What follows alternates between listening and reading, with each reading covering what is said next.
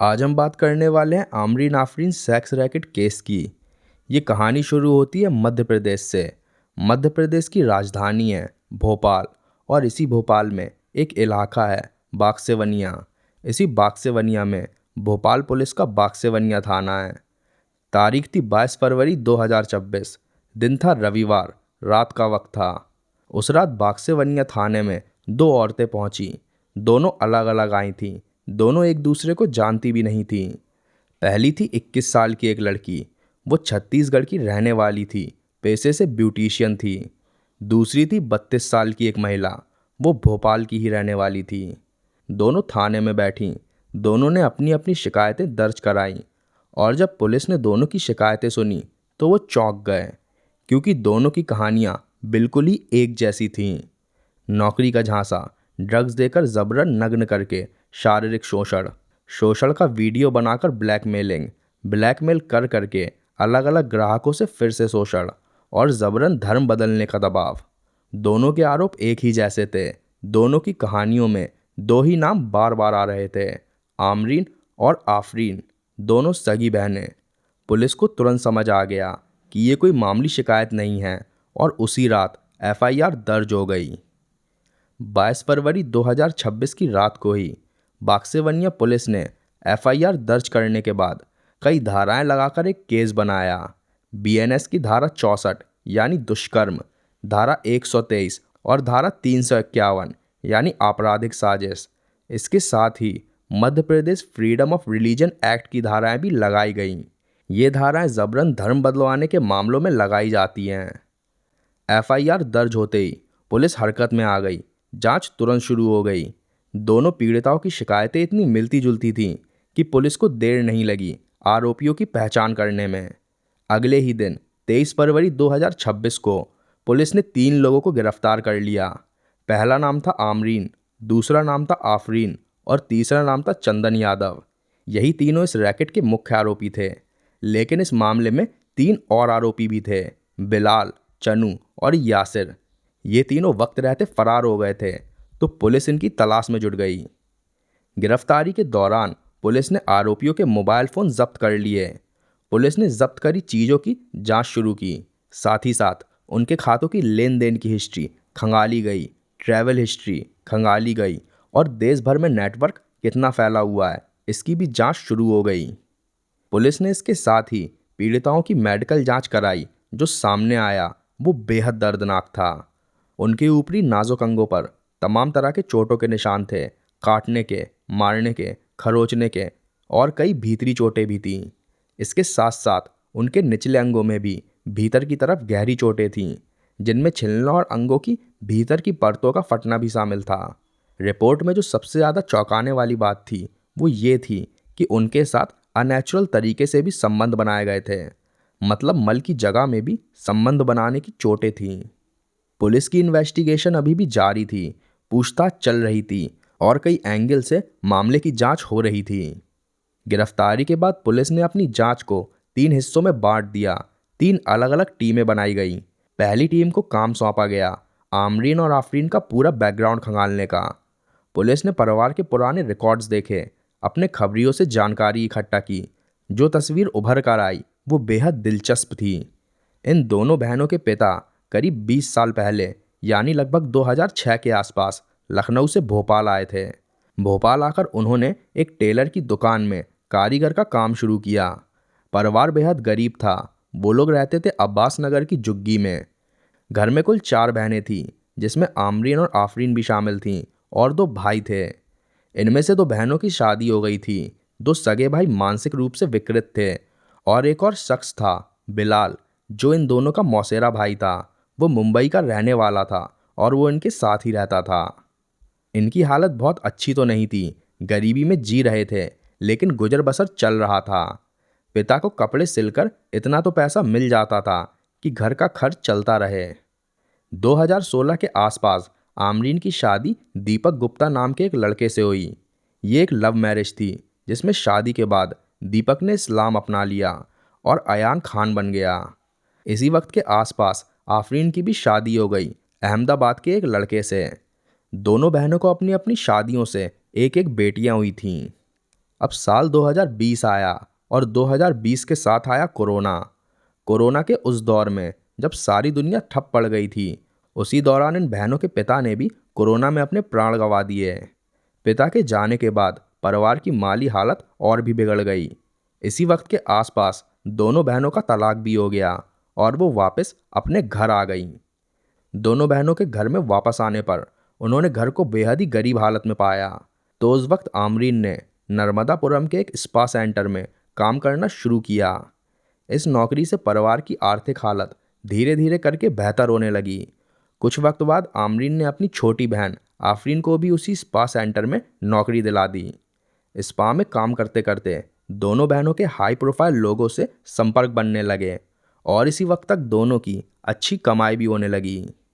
अब पुलिस की दूसरी टीम पहुंची सागर रॉयल विला कॉलोनी में एक सी स्टार बिल्डिंग में मकान नंबर 301। यही किराए का एक फ्लैट था जहां दोनों बहनें रहती थीं। आमरीन और आफरीन यहाँ रहती थीं अपनी दोनों बेटियों के साथ। इसी के साथ साथ आफरीन का live in boyfriend Chandan Yadav भी उसके साथ ही रहता था। पुलिस ने पड़ोसियों से एक एक करके बात की। पड़ोसियों ने बताया कि दोनों बहनें बेहद ही प्राइवेट रहती थीं। इनकी गतिविधियां किसी को भी समझ नहीं आती थीं। बाहर से देखने पर सब कुछ बिल्कुल सामान्य लगता था। बस उन्हें कई महिलाएं बुर्खे या हिजाब में आती जाती दिखाई देती थीं। किसी को भी नहीं पता था कि इस फ्लैट के अंदर आखिर चल क्या रहा है, और जब कोई उनसे पूछता भी था कि आखिर ये कौन है, तो वो रिश्तेदार कहकर बात को टाल देती थीं। जब पुलिस ने तीनों को गिरफ्तार किया तो पड़ोसी हैरान रह गए। पूरी कॉलोनी में सनसनी फैल गई। किसी ने सोचा भी नहीं था कि इस फ्लैट में इतना बड़ा खेल चल रहा होगा। तीसरी टीम ने काम शुरू किया डिजिटल जांच का। गिरफ्तारी के दौरान आमरीन और चंदन यादव के मोबाइल फ़ोन तो जब्त कर लिए गए, लेकिन आफरीन ने अपना फ़ोन छुपा दिया। उसने गुमराह करने की कोशिश की, जिस वजह से आफरीन का फ़ोन रिकवर नहीं हो सका। पुलिस ने जब्त फ़ोनों से आमरीन के सोशल मीडिया अकाउंट्स खंगाले, मैसेज हिस्ट्री देखी गई, कॉल रिकॉर्डिंग्स जांची गई और ट्रैवल हिस्ट्री का पता लगाया गया। ट्रैवल हिस्ट्री से पता चला कि पीड़िताओं को गुजरात में, अहमदाबाद और मुंबई जैसे शहरों तक में भेजा जाता था, और डिजिटल सबूतों को निकालने के लिए फ़ोनों को गहराई से फॉरेंसिक जांच के लिए भेज दिया गया। कितने कितने राज्यों तक ये नेटवर्क फैला था, लड़कियों की कितनी कीमत लगाई जाती थी, कितने पैसों का लेन देन होता था, और ड्रग्स तस्करी के एंगल की भी साथ ही साथ जांच चल रही थी। पुलिस की टीम ने जब डिजिटल डाटा की और ज़्यादा गहराई से जांच की, डिलीटेड डाटा को रिकवर किया गया। जब आमरीन के फ़ोन के व्हाट्सएप को चेक किया गया तो आमरीन के फ़ोन में पुलिस को कई संदिग्ध व्हाट्सएप ग्रुप मिले। इन ग्रुप्स में कई लड़कियों की फ़ोटोज़ थीं। ज़्यादातर फ़ोटोज़ छोटे कपड़ों में थीं, पर इसी के साथ साथ कुछ फ़ोटोज़ और वीडियोज़ आपत्तिजनक हालत में भी बनाई गई थीं। पीड़िताओं के बयानों के मुताबिक इन्हीं तस्वीरों और वीडियो का इस्तेमाल करके ब्लैकमेल करके उनका इस्तेमाल किया जाता था। आमरीन ग्राहकों से बातें भी कोड वर्ड्स में करती थी, जिसमें लड़कियों को पिज़्ज़ा बोलती थी। आपको हमारा पिज़्ज़ा कैसा लगा? क्या पिज़्ज़ा डिलीवरी टाइम पे हुई थी? आपने पिज़्ज़ा जम के तो खाया ना? आप अपना अगला पिज़्ज़ा कब ऑर्डर करेंगे? इस तरीके से आमरीन ग्राहकों से फीडबैक लेती रहती थी। जब दोनों बहनों का इंस्टाग्राम अकाउंट चेक किया गया तो हैरान करने वाली चीज़ें सामने आईं। आमरीन, बड़ी बहन, उसके इंस्टाग्राम अकाउंट पर 1.5 लाख से भी ज़्यादा फॉलोअर्स थे। आफरीन, छोटी बहन, उसके इंस्टाग्राम पर 60,000 से ज़्यादा फॉलोअर्स थे। दोनों बहनें इंस्टाग्राम पर रील्स बनाती थीं, लग्जरी लाइफ स्टाइल दिखाती थीं, महंगी चीज़ें, नई नई जगहें, शानदार ज़िंदगी। उनका मकसद सिर्फ एक होता था, दूसरी लड़कियों को इस चमक धमक की तरफ खींचना, उन्हें अपनी ओर आकर्षित करना। गिरफ्तारी और मामले का खुलासा होते ही इंस्टाग्राम ने इनके अकाउंटों को बंद कर दिया। पुलिस को जांच में पता चला कि पीड़िता इंस्टाग्राम चैट के जरिए दोनों बहनों से जुड़ी। सोशल मीडिया पर दोस्ती बनाई जाती थी, चैट होती थी और धीरे धीरे उन्हें अपने जाल में खींचा जाता था। फिर व्हाट्सएप पर उन लड़कियों की तस्वीरें दोनों बहनें ग्राहकों को भेजती थीं। जब कोई ग्राहक किसी लड़की को पसंद कर लेता तो बहनों का एक साथी उस लड़की को ग्राहक के पास ले जाता। लड़कियों को वहां पर निर्देश दिया जाता कि छोटे कपड़े पहनना, ताकि ग्राहक का तुम्हारे साथ पूरी ताकत से बलात्कार करने का मन करे, और फिर ग्राहक उनके साथ जबरन शारीरिक संबंध बनाता, जिसका कभी कभी चुपके से या कभी कभी ग्राहक की मर्जी से ही वीडियो बनाया जाता और फिर बाद में इसी वीडियो को ब्लैकमेलिंग के लिए इस्तेमाल भी किया जाता। गिरफ्तारी के बाद पुलिस ने दोनों पीड़िताओं से दोबारा से पूछताछ की, इस बार बेहद ही विस्तार से। पीड़िताओं को जब पता चला कि बहनें अब हिरासत में हैं और उन्हें अब कोई खतरा नहीं है, तो उन्होंने विस्तार से सब कुछ बताया। दोनों ने बताया कि कैसे उन्हें इस जाल में फंसाया गया। शुरुआत हुई नौकरी के नाम से। आमरीन और आफरीन ने पहले उन्हें बच्चों की देखभाल का काम और घर में काम वाली की जॉब ऑफर की। पैसों की ज़रूरत थी, नौकरी चाहती थीं, इसलिए पीड़िताएं मान गईं। शुरुआत में दोनों बहनें उनसे बेहद ही दोस्ताना तरीके से पेश आती थीं। धीरे धीरे दोस्ती बढ़ाई जाती, भरोसा जीता जाता और फिर उन्हें मैनिपुलेट करने का काम शुरू किया जाता। मैनिपुलेट करके उन्हें छोटे छोटे कपड़े पहनाए जाने लगे और उनकी उन कपड़ों में फ़ोटोज़ ली जाने लगीं। फिर एक दिन उनकी चाय में ड्रग्स मिलाकर उन्हें पिला दिया गया। थोड़ी देर में ही वो बेसुध हो गईं। वो सब देख रही थीं, समझ रही थीं, पर उनके हाथ पैर उनके काबू में नहीं थे। तब चंदन यादव आया और उन्हें कमरे में ले गया। वहाँ उसने उनके कपड़े फाड़ दिए। फिर बहनों ने अपने फ़ोनों के कैमरा खोले। चंदन यादव को शोषण शुरू करने के निर्देश दिए गए और चंदन ने उनके साथ जबरन संबंध बनाना शुरू किया। लड़कियां लड़ने की, खुद को बचाने की बहुत कोशिश कर रही थीं, पर उनके हाथ पैर उनका साथ नहीं दे रहे थे। उनकी वीडियो बनाई जा रही थी, ये वो साफ साफ देख रही थी, समझ रही थी, पर ड्रग्स के असर की वजह से वो कुछ भी नहीं कर पा रही थी। उनको बेहद तकलीफ हो रही थी, पर बहनों के कहने के अनुसार चंदन दुष्कर्म में अपनी पूरी ताकत लगा रहा था। दोनों बहनों ने अलग अलग एंगल से अच्छे से वीडियो बनाया और जब चंदन का मन भर गया, उसने उन्हें वहीं नग्न अवस्था में छोड़ दिया। उनके ऊपर हुए जुर्मों से वो बेहोश हो गई। फिर जब उन्हें होश आया, तब उनको कपड़े भी नहीं दिए गए। सीधा शुरू हुई उनकी ब्लैकमेलिंग। उन्हें धमकी दी गई, उनको उनके दुष्कर्म की वीडियो दिखाई गई और कहा गया कि जो वीडियो बनाई गई हैं वो ऑनलाइन लीक कर दी जाएंगी। इस डर से वो चुप रहीं।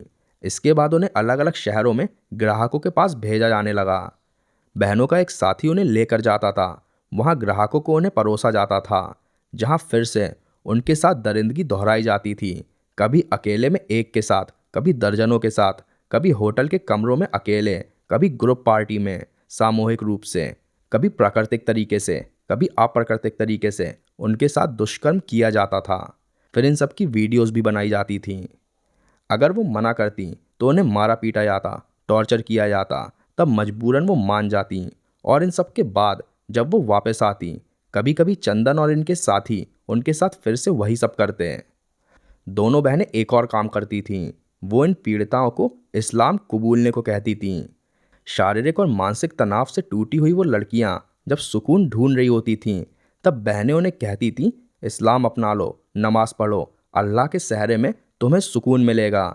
हिजाब और बुरखे में रहोगी तो तुम्हारे चेहरे पर नूर आएगा। दोनों बहनें इन सब गलत कामों के मुआवजे के तौर पर पीड़िताओं को 10-10 हज़ार रुपए भी देती थीं। गिरफ्तारी के बाद पुलिस ने दोनों बहनों से सख्ती से पूछताछ की और धीरे धीरे उनकी अपनी कहानी सामने आने लगी। पिता की मौत के बाद आमरीन ने नर्मदापुरम के एक स्पा में काम शुरू किया। यहाँ उसे अच्छी तनख्वाह मिलती, लेकिन उसके लिए वो तनख्वाह कम थी। तो स्पा की आम सर्विसेज के साथ साथ उसने ग्राहकों के साथ शारीरिक संबंध बनाना भी शुरू कर दिया, जिसके उसे अलग से अच्छे पैसे मिलने लगे। पैसे आने लगे, हालत सुधरने लगी। कुछ वक्त बाद आमरीन ने अपनी छोटी बहन आफरीन को भी उसी स्पा में काम दिला दिया। अब दोनों बहनें साथ साथ काम कर रही थीं, अगल बगल ग्राहकों को संतुष्ट कर रही थीं। स्पा में काम करते करते उन दोनों के दिमाग में एक आइडिया आया, एक बिजनेस का आइडिया। उन्होंने सोचा, अगर हम सिर्फ खुद से काम करें तो इतनी कमाई नहीं होगी, साथ ही नाजुक अंगों में चोटें और थकान अलग से होती है। लेकिन अगर हम दूसरी लड़कियों को इस धंधे में लाएं तो कमाई कई गुना हो सकती है। वैसे भी ऐसे शौक रखने वाले अमीरों से उनकी जान पहचान स्पा में अच्छे से हो गई थी। तो बस यहीं से उन्होंने इस रैकेट की नींव रखी।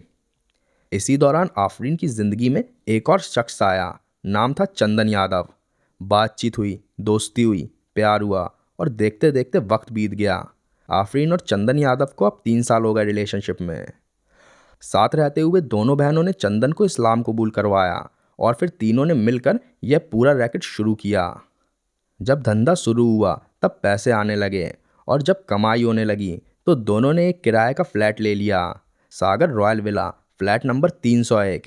यही उनका नया ठिकाना बना और यहाँ आमरीन आफरीन अपनी दोनों 9-9 साल की बेटियों और चंदन के साथ रहने लगे। पूछताछ में उन्होंने ये भी बताया कि लड़कियों की 30 लाख से लेकर 60 लाख तक की कीमत लगाई जाती थी। जब कोई ग्राहक किसी लड़की के लिए तैयार होता तो पहले 70% एडवांस में पेमेंट ली जाती, बाकी की रकम काम होने के बाद वसूल ली जाती थी।